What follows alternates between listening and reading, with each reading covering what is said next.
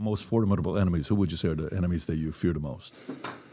Look, the sad thing is, if the left had not done the lie of the Trump-Russia collusion bullshit, which is proven to be bullshit after $50 million of investigation, if they'd not done that, Trump could have made a deal with Putin on Ukraine, and it would have pulled with Russia on Ukraine, et cetera, pulled Russia in from the cold and pulled them out of the orbit of China, right? The U.S. policy for 100 years, and even before we really got involved in Europe, the goal was to keep German industry away from Russian resources. But now we've pushed Russian resources into the hands of Chinese industry.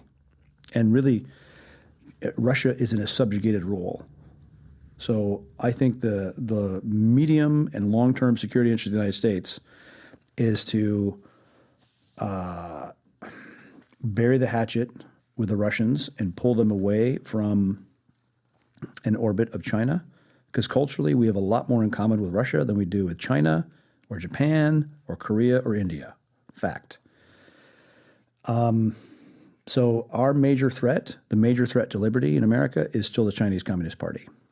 When you read the statements that she makes to the Standing Committee, there's a great article written in Foreign Affairs by Matt Pottinger, and he actually takes chunks of Xi's statements that don't normally get translated into English, and he says, prepare for great conflict, and it is basically the job, the mission of this Chinese Communist Party to remake the world in the image of the Chinese Communist Party and to overthrow the Westphalian Order.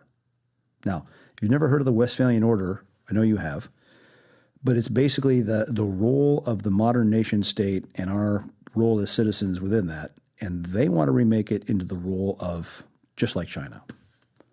Hell no to that. And I think the next administration, and China has for like the last 19 centuries, it's been one of the biggest economies, if not the biggest in the world. But they have a habit of coming together under a strong dictator and then, a century later, fragmenting apart. I think it's better for China to be a bit more diffuse and less controlled by Beijing. And that is in all of our interests. Even especially the neighbors of China would especially agree.